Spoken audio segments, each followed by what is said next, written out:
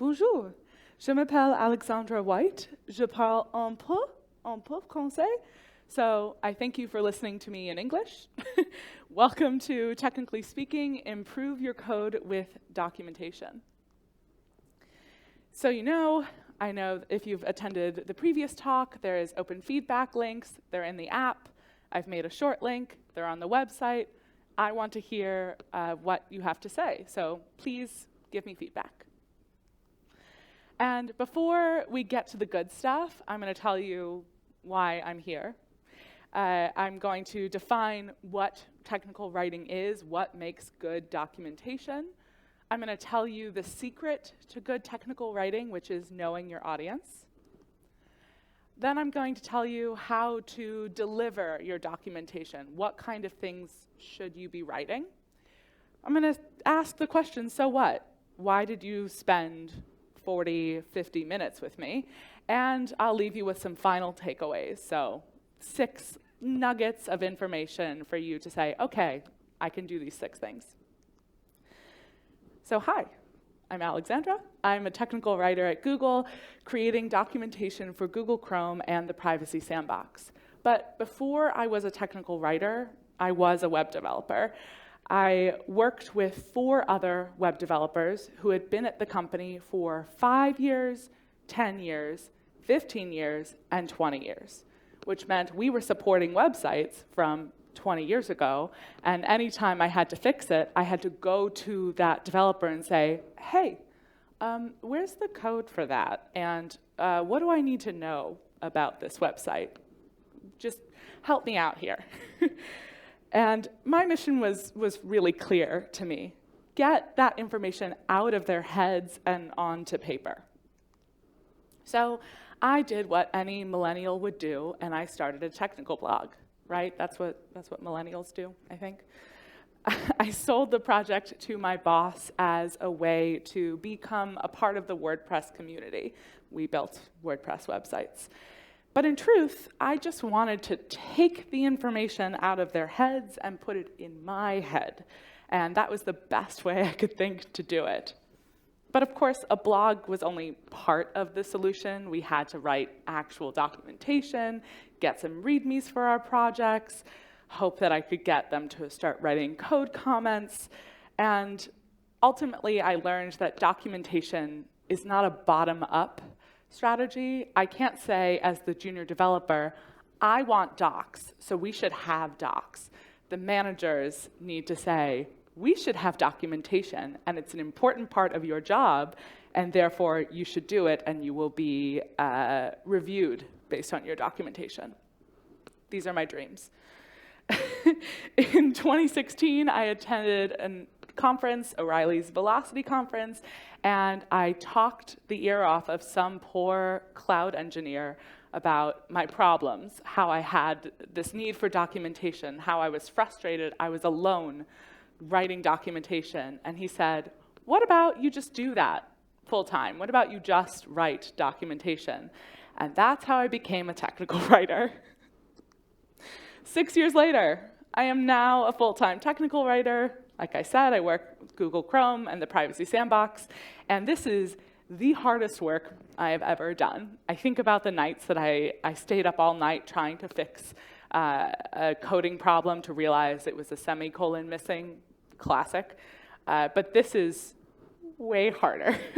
We're trying to write, edit, and create web standards with developers all around the world to make the internet a more private and more secure place to be.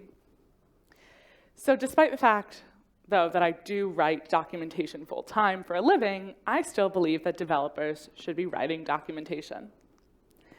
And I'm sure that you've all started a new job and experienced a communication problem where you're expected to learn really quickly and start producing work immediately. And maybe there's some files, maybe there's some docs, maybe it's just, okay, here's our code base, figure it out, you'll be fine, probably. But no matter how good of a developer you are, I believe, at least in my experience, your life is better when you have documentation. Documentation is your tool for success, for your current self, your future self, your colleagues, for the person who takes your job when you move on to something bigger and better.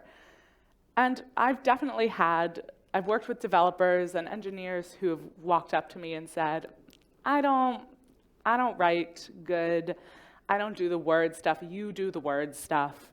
But I have really good news for all of you. You're already a writer. Congratulations, you passed. You're already writing every single day. If you write tweets, when you write emails, you're constantly putting fingers to keyboard or pen to paper, I suppose, to create words. It doesn't mean that you're writing prose like Shakespeare or writing a novel series. Technical documentation is far less poetic.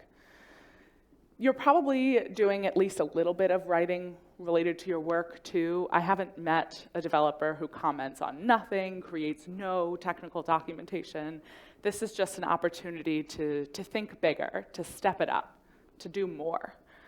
And also, let me be clear, developers writing documentation is not a replacement for a technical writer.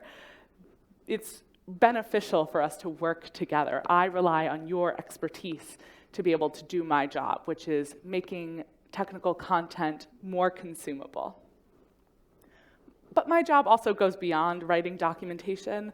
I say to my boss, maybe 20% of the time I'm writing.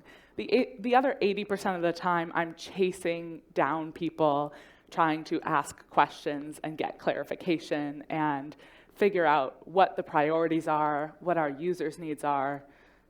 It's true, I think, of most jobs, right? The job that you're assigned to do is really only a small part of your work. And I love working with engineers who are already writing docs because it means that I can focus on, again, making that work better and more consumable for everyone instead of trying to chase you down. Ultimately, the kind of technical writing I do, which is exclusive to a technical writing job, is not necessarily the kind of work that a developer needs to do. But let's talk about what makes good documentation. What does good docs look like? Good documentation is not Hamlet.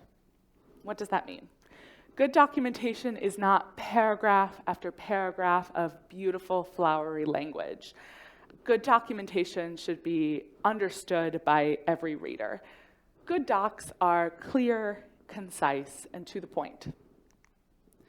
When I was in school, I used a tool called CliffsNotes when I didn't understand the assigned reading. If you're unfamiliar with CliffsNotes, it was a supplement to Shakespeare. It was a modern translation into English, adding some context, and I would read the Hamlet soliloquies and think, what was he trying to say? I don't know. So CliffsNotes was very helpful. So you may recognize this soliloquy. Don't expect you to read it, but I'm going to read you my modern translation. Life or death? Existence. Is it better to live or suffer? Should I take action to stop existing?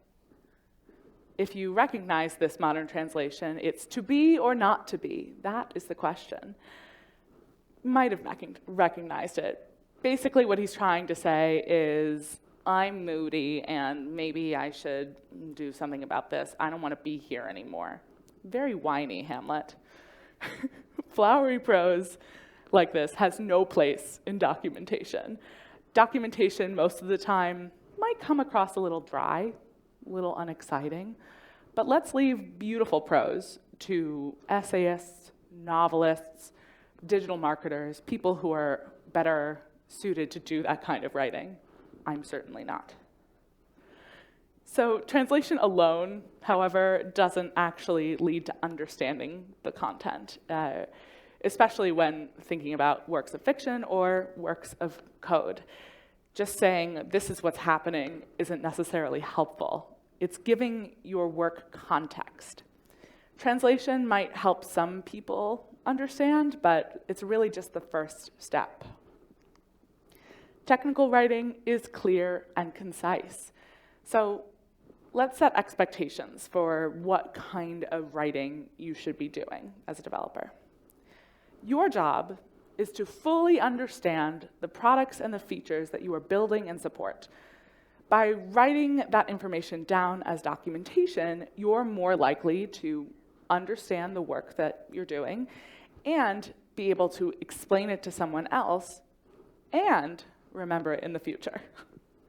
While things like grammar, it's important. I can't say it's not important, but it's the least important part of writing. Don't worry about it. Don't think too hard about punctuation. Don't get lost in, should I use, is this tense correct? Don't worry about that. Worry about getting the information out of your head and onto paper for a start. Writing is one of those things like cleaning out your fridge or exercising that people say they hate. Personally, you couldn't pay me to run a marathon. There's no amount of money in the world. It would be an embarrassment. I would die. I'd rather not. But just like there are people who love to run, I don't understand you, enjoy. There are people who love to write. There are people who write every single day and enjoy it, and then there are people who write every day because they know it's a good practice and a good thing to do. Writing is important for you, just in the same way sometimes running is good for your health. I won't do it, you can't make me. Writing is how I learned how to code. After HTML and CSS, my first logic language was PHP, and honestly, there were things that I wrote in PHP that should have been done probably in JavaScript or a different language, but I didn't really know what I was doing. And when I was in my second year at university, I took an Intro to Web Development class. That's how I really got started beyond light, very light, early internet building.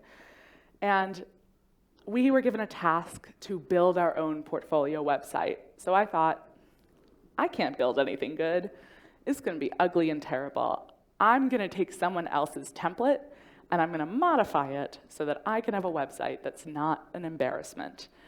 And the teacher saw and said, wow, you're so good at building websites. Can you teach the class how to write CSS? Oh no, I've been caught.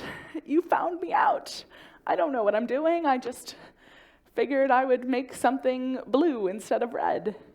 So what was I going to do? Tell her that I had used someone else's work? Of course not. I said, of course, I would be happy to. I am an expert, yes. And I went back to my CSS and took notes and just wrote comments and tried to define the differences between classes and IDs and the logic between display block and display inline block. I took as many notes as I possibly could so that when it came time for class 2 days later, I could say, yes, let me answer all of your questions. I'm an expert. I think of learning as a two-step process. First, there's the transfer of information. That's when you're reading documentation or watching educational videos or otherwise learning information. The second step is when you take action to re-communicate that information. So that's when you teach someone else how to do the work that you've done. There is a theory developed by a professor at Harvard University, Eric Mazur, called the flipped classroom. It's the theory that you learn better, that students learn better when they are teaching you how to do something.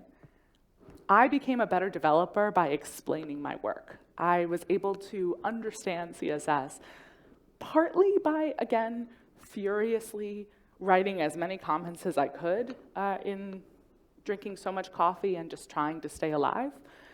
But more so, I learned it when people asked questions and I could show them examples and we could work through problems. That's how I learned.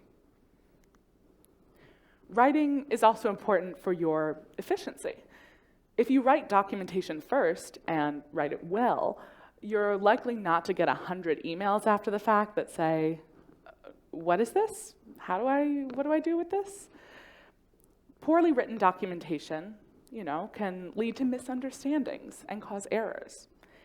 If you do the extra work up front and write good docs, future you is really going to appreciate it. Writing makes you more efficient because it decreases the amount of support that you have to provide.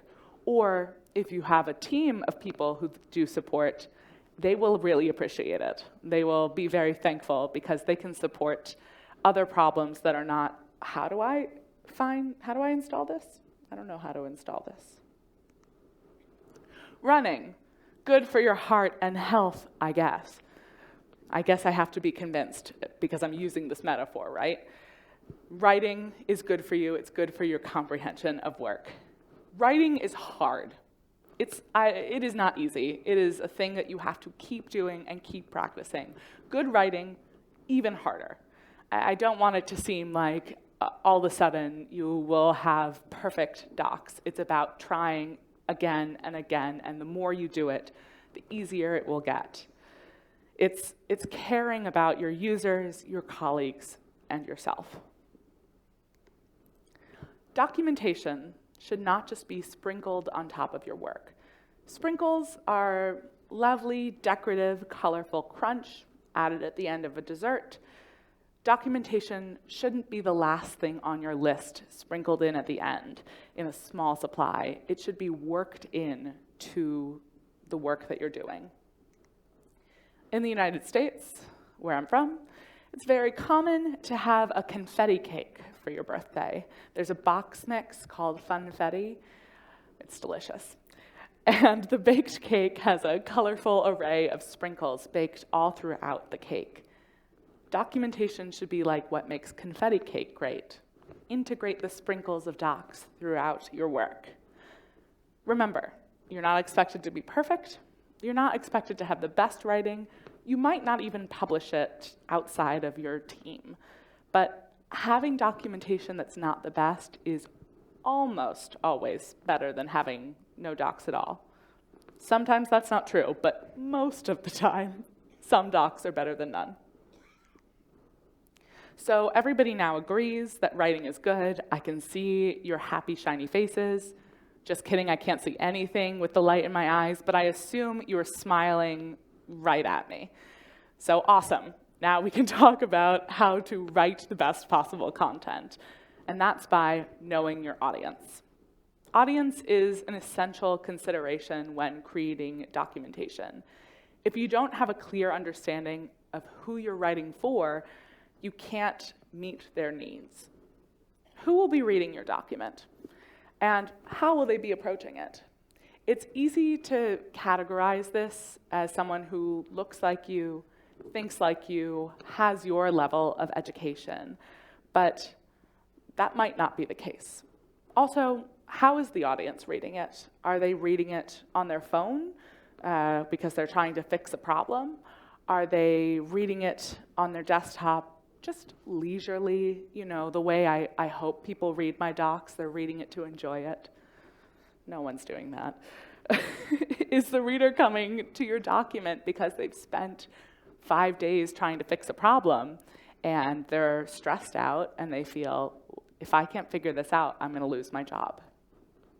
High stakes sometimes with documentation. I hope none of you face that. But it's important to consider all of these questions, and let's talk through some audiences. The first audience to consider is the easiest when writing any form of documentation. It's you. It's past you. You should be able to clearly see what you're trying to communicate and within the confines of your code. But why past you? Why are you looking at my 9th birthday picture? Consider the past version of yourself because you're documenting for the good of the person who built the project. Like, what would you want if you had to start from scratch?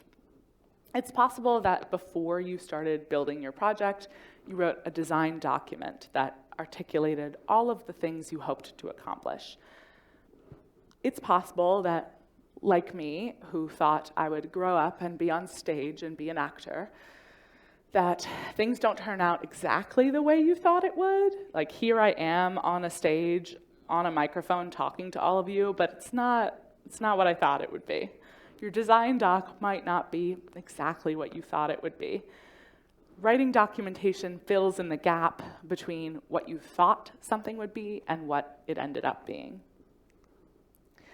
Even more critical than your past self is your future self. Future you often forgets what past you has done.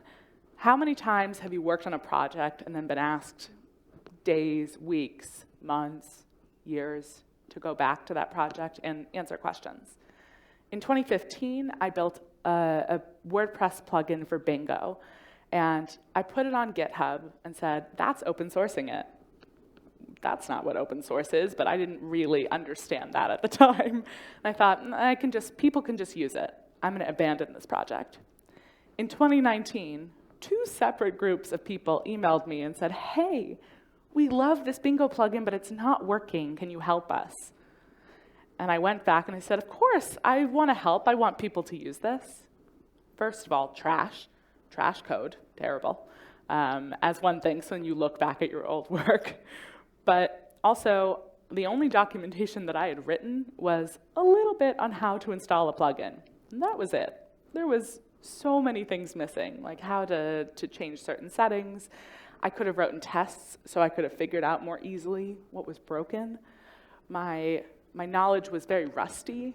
I didn't remember. So it's a kindness to give yourself. It's a kindness to write documentation so you're not in a position where you say, yeah, I'll help you. I don't know what I'm doing. And for those of you who aren't lone developers, for those of you who work on a team, it's important to write documentation to help your colleagues pick up what you've done. It's possible you'll be reassigned projects. You could end up leaving for vacation for 2 weeks and somebody comes and says, this is broken, you must fix it now. And your teammates will be so appreciative that you wrote at least a little bit of documentation. Also, most of us don't stay at our jobs forever. I'm in my 4th, 5th full-time position, I think. And writing documentation is a way to say to the person who comes in and takes your place, wow, they were so good at their job. I wish I could be as good as them. / again, another kindness. It's another good thing to do.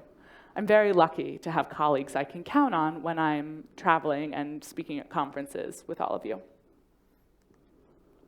So I want to firmly encourage you all to focus on writing internal documentation, focus on your colleagues, but sometimes, especially if there isn't a technical writer and somebody has to use the product at the end, you end up writing the end user docs.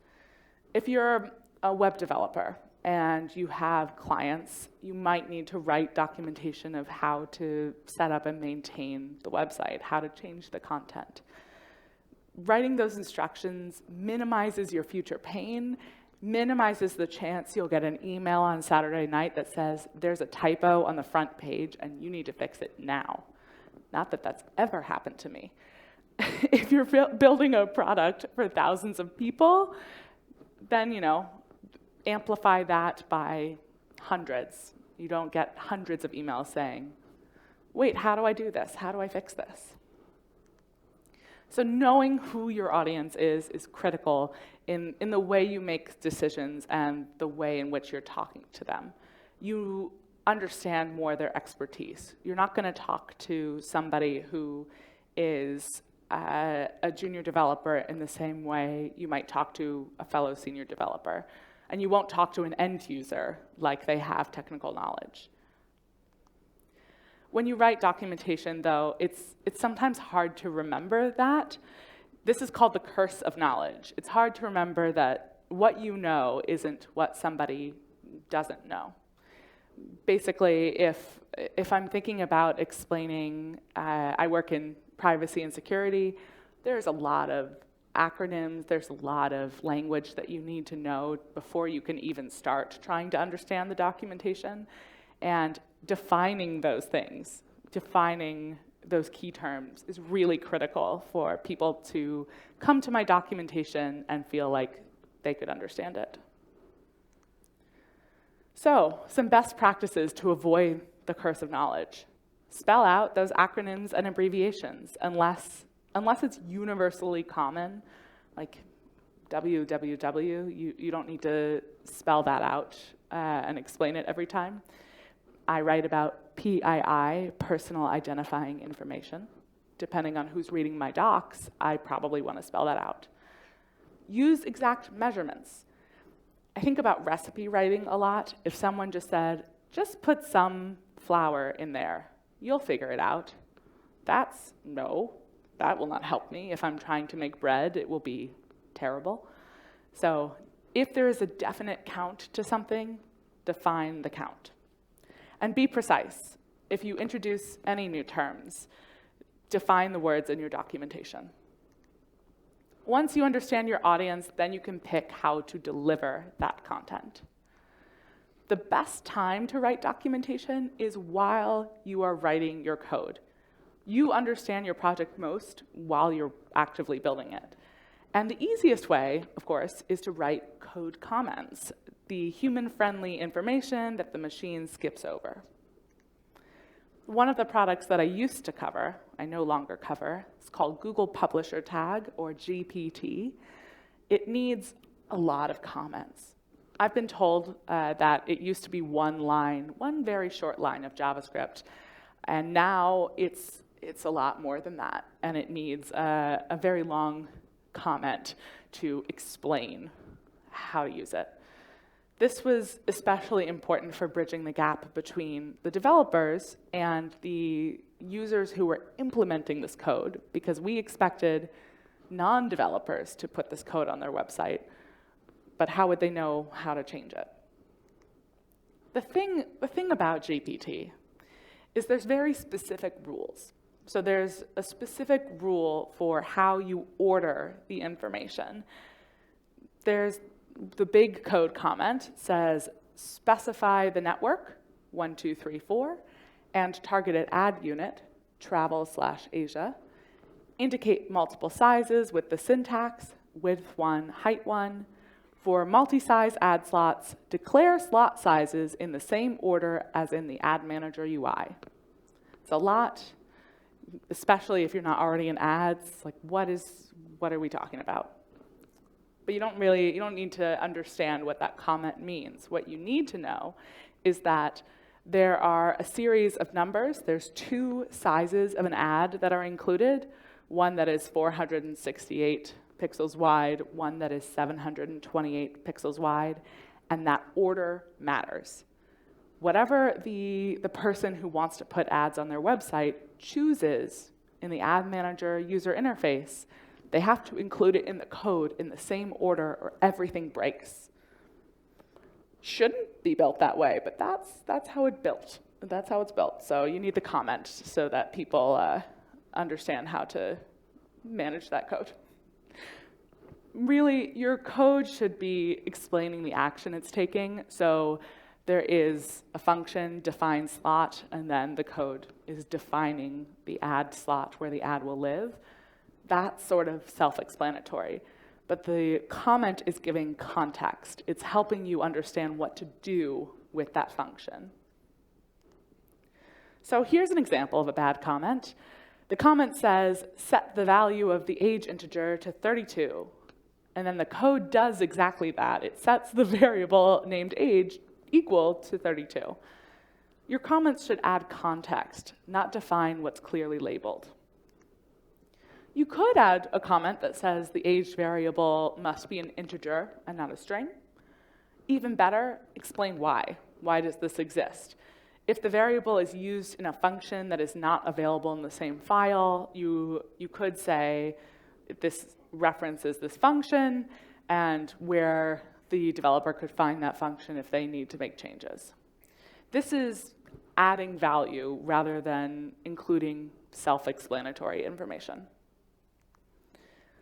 After you're done, after you've finished coding or you're reaching the end of adding your feature or your project, write a README.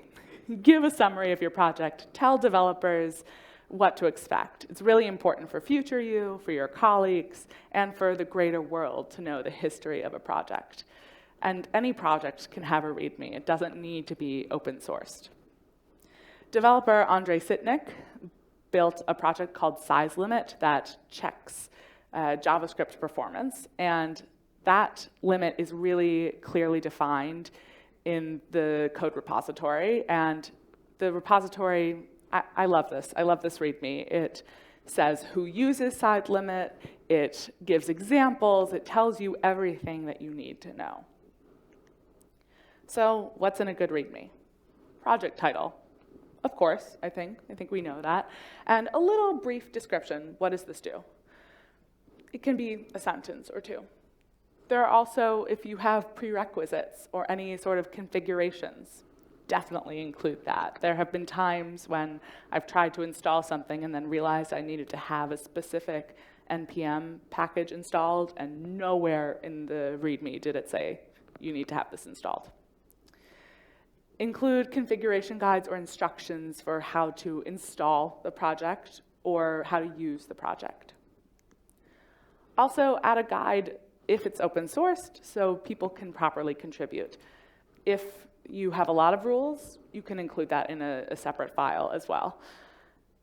Make sure that you give yourself some credit, or don't, but if you want people to contact you, make it easy for them to contact you. And again, if it's open source, include a license. Please include a license. Licenses are very important.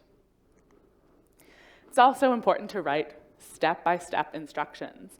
These can be internal-facing, external-facing, for your future self, for your successor, for your end users. Everyone needs step-by-step instructions. Step-by-steps are generally written tutorials. They can be GIFs and screencasts and other sorts of visual mediums, but remember to be accessible. Including visuals does not replace written text. Always include text. So here's an example of some bad instructions.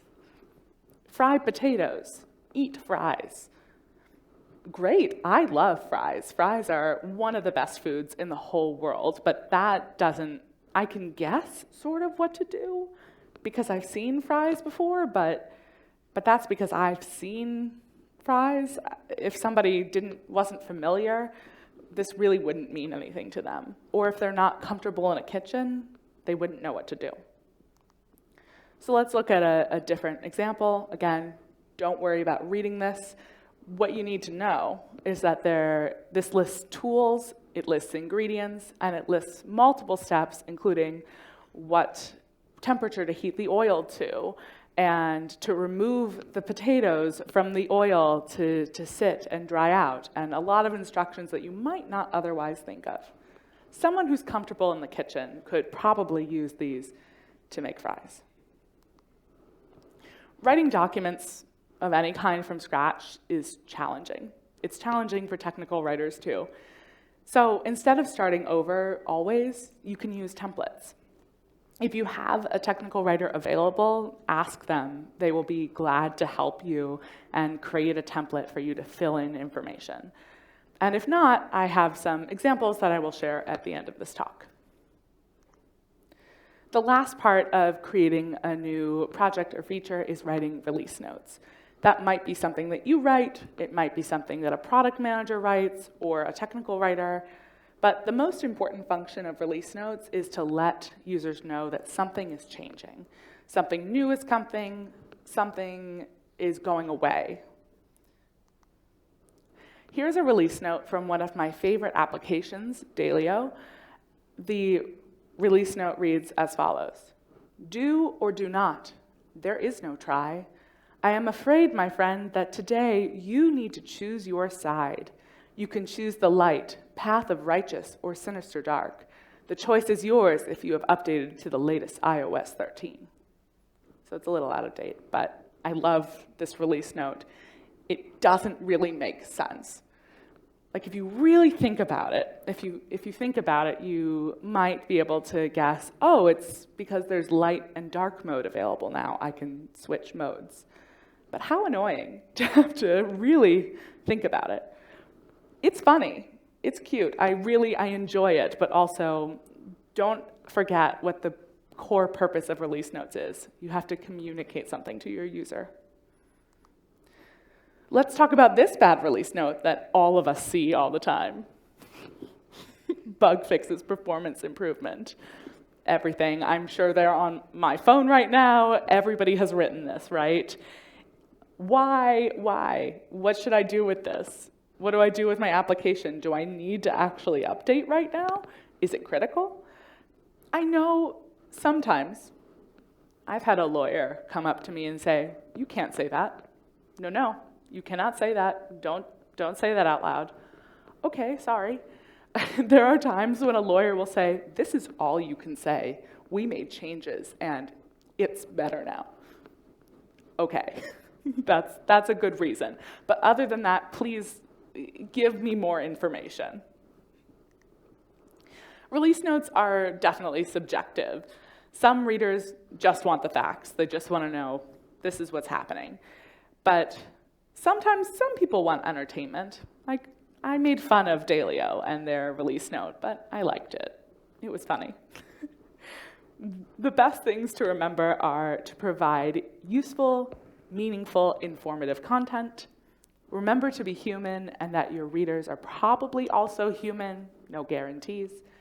And balance your creativity and humor with the facts. Blog posts. They can also be used for documentation. I think back on very young, very naive me thinking, a technical blog, it'll change the world. It'll change the way that we communicate. Reader, it did not do that. It did not do that. But I love blog posts. I really do. You can be more casual and be more fun and share information. You can market your skills as an engineer. Some developers avoid writing documentation because they think it has to be like a blog post, but it really doesn't. You do not, if this seems terrible and unfun to you, skip it. Don't do it. But for those of you who want to have a little bit of a challenge, they're fun. I like them. On my current team, we have 2 blogs. We have developer.chrome.com, which is all of the new Chrome-specific releases that we're going to talk about. And then there's web.dev, which is where we write for all web developers about things for all platforms. Blog posts are less formal spaces. You can be a little more relaxed. You can be funny. Sometimes people expect that. But technical documentation, the point, again, is to clearly define why someone should do something and how to arrive at your goal. What makes a good blog post? You should be asking and answering questions. What is this blog post about? And why does this post matter? Why should the reader care to spend their time and energy reading this information? Also, what do you want your user to get out of this post? What are the key takeaways? Should they walk away knowing how to do something step by step, or should they just better understand a concept? How will you get your readers to understand this concept? Think about that. Do you need to have a diagram? Will that help people understand the connection? And when does the reader need to know this information? Is it time sensitive? So you may now be wondering, so what? I should write docs, but why does this really matter? Can't someone else do this? Reading is a fundamental tool to learn anything new. Read books, read articles, watch videos, keep absorbing information. It's how most of us have learned our entire life. But reading is passive learning. Writing, teaching, that is active learning. When I got my first technical writing job, the first task I was given when I showed up on day one was, okay, can you teach our readers how to containerize an application with Docker? Didn't know what containers were, didn't know what Docker was. It's like, oh yeah, I can do that.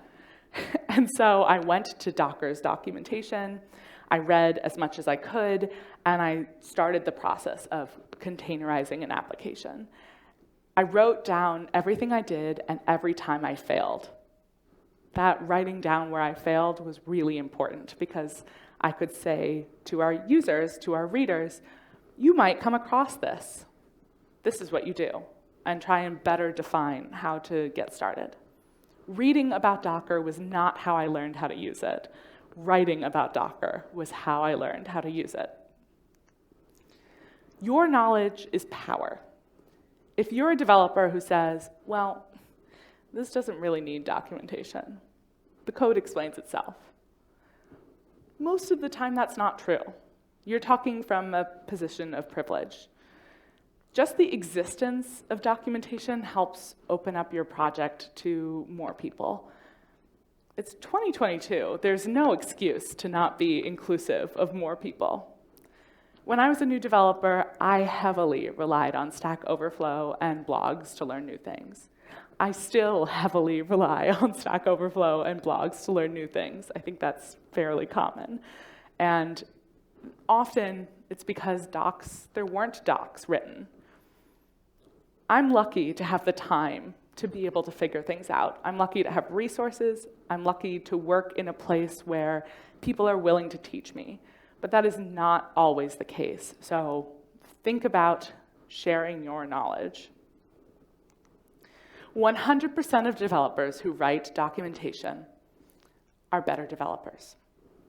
Is this a tested statistic? No, I made it up. But I promise it's a fact. It's real. Are you not sure if this should actually be a priority, though? Like you're here, you're thinking, I'm going to learn, I'm going to think about documentation more. Product excellence depends on documentation existing. And once again, managerial support creates documentation. Getting leadership to value it is the way to get documentation. Making sure that everybody is responsible. It's not just one person off in a corner writing docs. I know your time is precious. I also know that at most companies, docs are not a priority. This is particularly harmful to women or people who identify as women, and they're often expected to fill the gap and write the docs. They're often not rewarded for that. It's called glue work.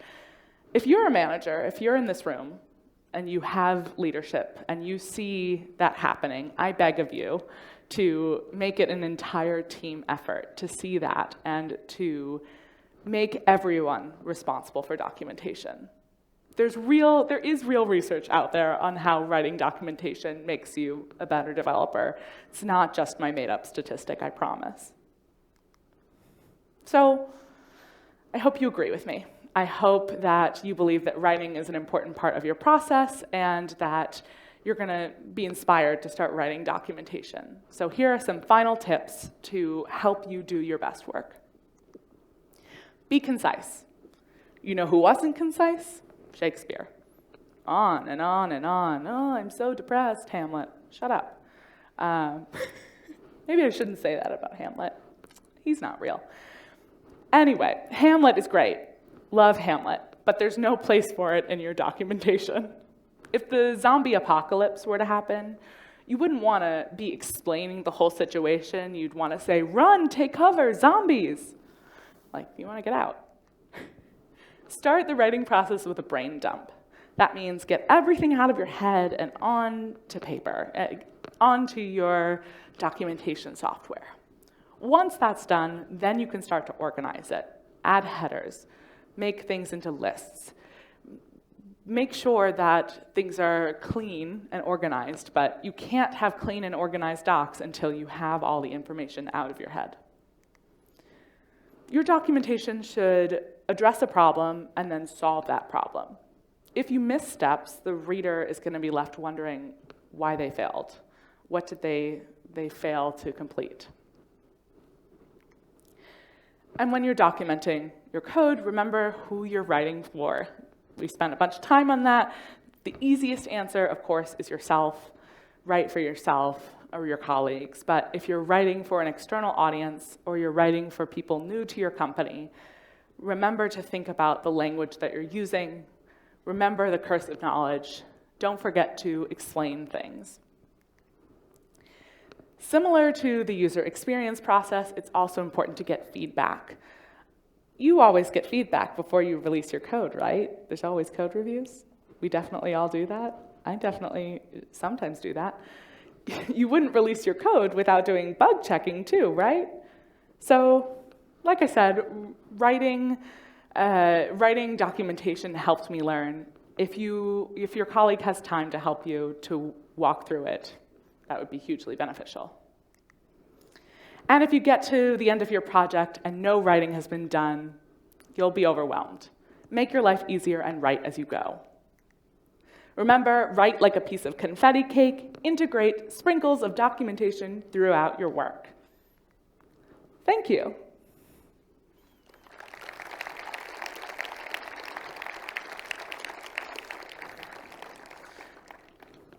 I know we only have a brief time for questions, so I will also say, come find me. I would love to talk to you. And you can also find me on Twitter, and I will talk to you there. Any questions?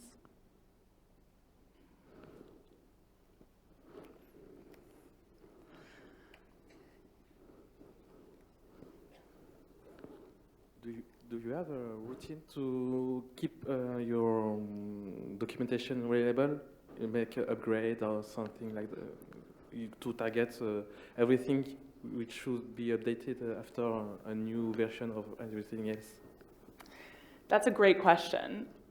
It's really hard, especially when you have a large project, to make sure that everything is updated and everything is relevant. We try to prioritize what is going to be long-lasting. Often, if there are new features, you may, if it's really important and a lot of people will see it, spend your time documenting it. But if you know next week the process is going to change, it's probably not worth your time. It's a prioritization model. What things last the longest? Your sign-in module, for example, making sure that those docs are good and easy. Concepts often don't change, so explaining why something is the way it is, it's worth going back to that and making sure it's relevant. But having docs be a part of code releases is a great way to make things be relevant.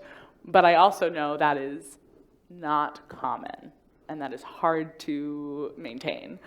So prioritizing. Sometimes things will go out of date, and it's up to you if you want to put the date on the docs to say, hey, you might recognize these docs are from 2011. Good luck. Sometimes we do that.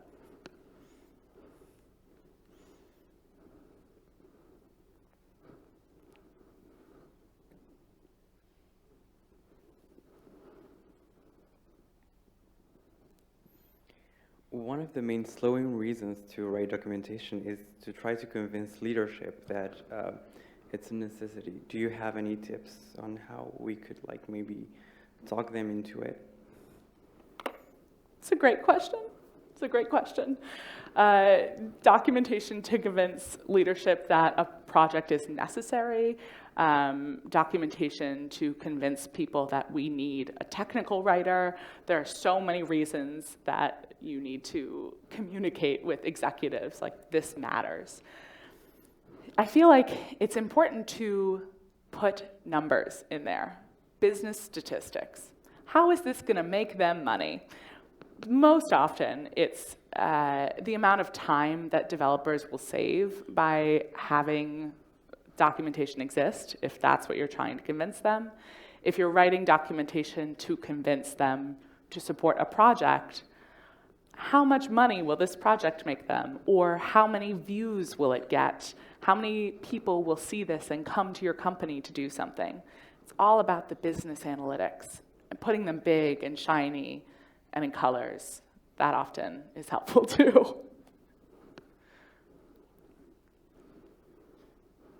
Any other questions?